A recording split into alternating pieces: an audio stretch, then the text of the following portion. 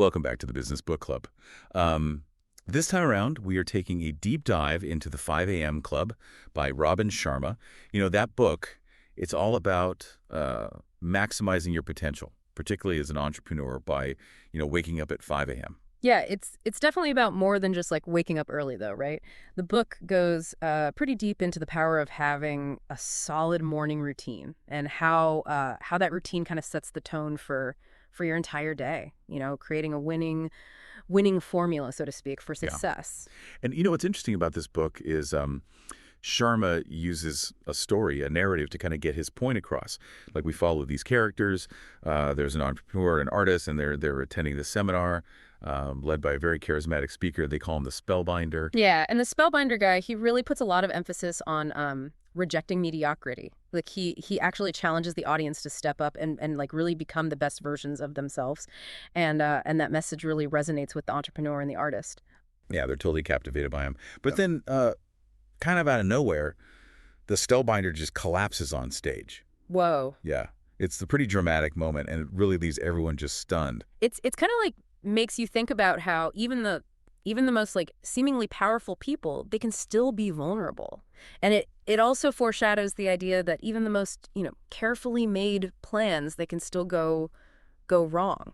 Now, as the entrepreneur and the artist are, trying to process this whole situation, they meet this man who at first appears to be homeless, Oh, wow. but he has some really insightful things to say about the Spellbinder and his message. Interesting. Yeah, this is where the story takes a really interesting turn. So this homeless man, he claims to not only know the Spellbinder personally, but he also says he owns a luxurious apartment on Zurich's Bahnhofstrasse. Oh, wow. Oh, wow, right? That's like one of the most expensive streets in the world. You wouldn't expect, a homeless person to be living there. Exactly. It makes you think, who is this guy and what is his connection to the Spellbinder? Yeah. The entrepreneur and the artist are obviously very intrigued. So they agree to meet the homeless man at, you guessed it, 5 a.m. the next morning. Of course. Of course. So that's how they get pulled into this whole 5 a.m. philosophy. It's like they've stumbled upon a secret society that's dedicated to unlocking their potential. Yeah, and the story just gets even wilder from there. Turns out this homeless man is actually a billionaire who was mentored by the Spellbinder.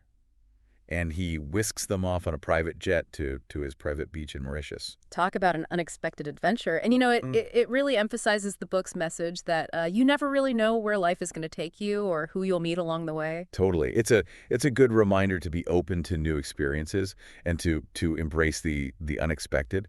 But at the same time, it really makes you wonder, what is it about this 5 a.m. philosophy that attracts both billionaires and those who seem to have, well, nothing? Right. That's the million-dollar question, isn't it? Yeah. And the billionaire starts to answer that question by explaining how a world-class morning routine, specifically one that starts at 5 a.m., is really the key to unlocking like elite performance and living a life of purpose. He even shares his personal story of how this practice completely transformed his life. Yeah, it's interesting how he frames it. It's not just about getting a head start on your day. It's about taking control of your time and your energy to achieve your goals. Right. It's about intentionality and creating a routine that just sets you up for success. And the entrepreneur and the artist, they're totally captivated by this whole idea. They're really eager to learn more about the methodology behind the 5 a.m. Club. So the billionaire has really piqued their interest. Yeah. So where does he go from there? Well, he dives right into the practical side of things by introducing something that he calls the 20-20-20 formula. And that's essentially the framework for how you should structure that very first hour after you wake up at 5 a.m. Okay, so break that down a bit. What exactly does that actually entail? So he suggests dedicating like the first 20 minutes to some sort of intense exercise. The idea is to really get your heart pumping and to just energize your body and mind. So think of it like jump starting your day. Makes sense. Get the blood flowing, shake off that that sleepiness. But what about the next 20 minutes? Right. Well, that's where reflection comes in. He recommends spending 20 minutes journaling, meditating, or even just simply reflecting on your goals and intentions for the day. It's about trying to quiet all of that mental noise and getting some clarity. So it's not just about physical energy. It's also about mental focus. And then the last 20 minutes. Yeah, the last 20 minutes are for personal growth. So this could be anything like reading, listening to a podcast, or even working on, a particular skill you want to develop. The point is to just dedicate this time to expanding your knowledge base and really just becoming, a better version of yourself. I like how this formula, it really seems to address, the whole person. You've got the physical, the mental, and the intellectual, all covered. It's like a holistic approach to self-improvement. Yeah, exactly. And it's interesting how this ties back to the entrepreneur's journey in the book. So as we learn more about her backstory, we discover that she's dealing with some past traumas and also like some huge pressure at her company. So it's not just about like achieving external success. There's also this internal struggle going on. Right, exactly. And the 5 a.m. club with its focus on self-reflection and personal growth, it provides her with this framework to not only address her business challenges but also her personal ones. It becomes like a tool for healing and empowerment.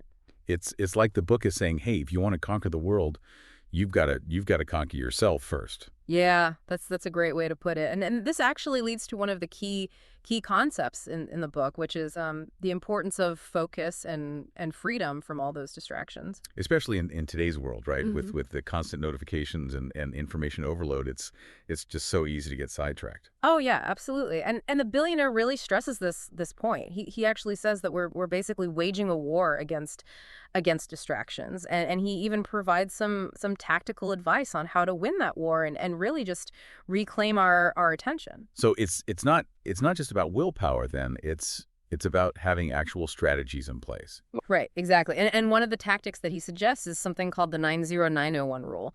Basically, you dedicate the first 90 minutes of your workday to your single most important task, completely free from distraction. Wait, so 90 minutes straight, like Yeah. no email, no phone, no interruptions at all. That's the idea. You just give it your full focus and energy, and the billionaire argues that you'll be just amazed at what you can actually accomplish in that uninterrupted time. I can see how that would be, incredibly productive, but I imagine it's also a pretty huge challenge for a lot of people. I mean, myself included. Oh, absolutely. It takes, a lot of discipline and a lot of practice.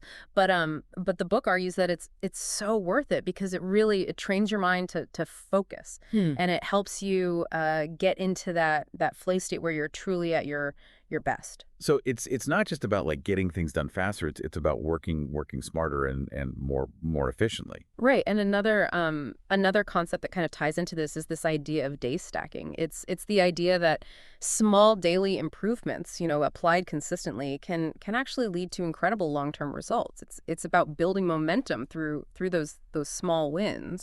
I've heard of the compound effect, where small actions repeated over time, create these massive results. Is that kind of the same idea? Yeah, it's very similar. It's about recognizing that those seemingly insignificant actions when done consistently can actually have a really huge impact. It's about building those habits that support your success. Makes sense. And the book also dives into the importance of willpower, right? Yes, absolutely. So, the billionaire introduces what he calls the 531 creed of the willpower warrior. Hmm. And it basically boils down to 5 scientific truths about willpower, three core values to live by, and one general theory for achieving mental strength. So it's like a framework for developing discipline and resilience. Exactly. It's about recognizing that willpower is like a muscle, that it can be strengthened through training and practice. And that's just so crucial for anyone, especially entrepreneurs who face so many challenges and setbacks along the way. But it's not all about pushing yourself to the limit, right? The book also emphasizes the importance of rest and recovery. Absolutely. And this is actually where the spellbinder he makes a reappearance, and he really focuses on the importance of sleep as like a fundamental element of a powerful morning routine. Which might seem a little counterintuitive, in a book that's all about waking up at 5 a.m. Right, right, exactly. But it really highlights this holistic nature of the approach. It's not about sacrificing, sleep for productivity. It's about creating this balanced lifestyle that optimizes both. So it's about working smarter, not just harder.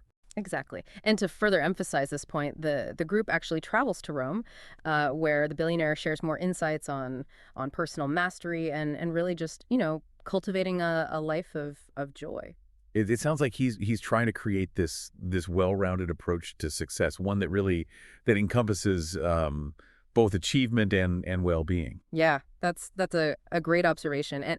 And in Rome, he introduces this concept of the twin cycles of elite performance, and it really emphasizes balancing those intense periods of work with some deliberate periods of recovery. So it's like recognizing that rest is not a sign of weakness, but actually a strategic investment in sustained high performance. Exactly. It's about respecting your body's natural rhythms and giving yourself that time to recharge so you can come back stronger and more focused. And then to really drive home the message of resilience and leadership, the group travels to Robben Island, the former prison where Nelson Mandela was held for 18 years. Yeah, and that's such a powerful experience, and it sparks this discussion about mental fortitude, forgiveness, and the true meaning of leadership. And the spellbinder reminds them that the greatest people in the world, they're givers, not takers. So it's not just about achieving personal success. It's about making a positive impact on the world. Exactly. It's about aligning your actions with your values and striving to leave the world a little bit better than you found it.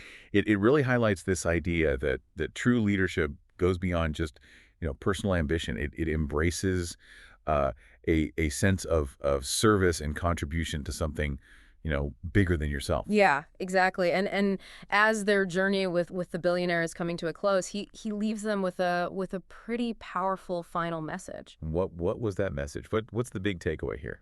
He emphasizes that the 5 a.m. club, it's not just about, just waking up early. It's about living with intention, pursuing your passions and making a meaningful contribution to the world. It's like a call to action, a challenge to step up and really become the hero of your own life. I love that idea of being the hero of your own life. It's so inspiring and empowering. It really is. And it's interesting to think about how this applies to our listeners, especially entrepreneurs. Yeah. So how can they take these ideas from the 5 a.m. club and Yeah. actually implement them in their own lives? Well, the book it offers a lot of practical tips and tactics, but I think one of the most powerful takeaways is that 20-20-20 formula. We talked about it earlier, but it's definitely worth emphasizing again. So imagine starting your day with 20 minutes of exercise to really energize your body and mind. Then you spend 20 minutes journaling, reflecting, and planning your day. And finally, you dedicate, 20 minutes to learning something new. It could be, reading, listening to a podcast, or even taking an online course. Can you see how this could transform like your productivity and even your well-being? It's like a recipe for a successful day. Yeah. It sets you up for both achievement and fulfillment. Exactly. And then there's the 9901 rule where you dedicate the first 90 minutes of your workday to your most important task, completely free from distractions. I mean, it might seem, daunting at first, but the results can be just incredible. It's about prioritizing and focusing on what truly matters instead of getting caught up in that whirlwind of daily tasks. Right. And don't forget about day stacking, making those small daily improvements that compound over time. It's about creating those positive habits and routines that really support your goals. It's like the idea that small hinges swing big doors.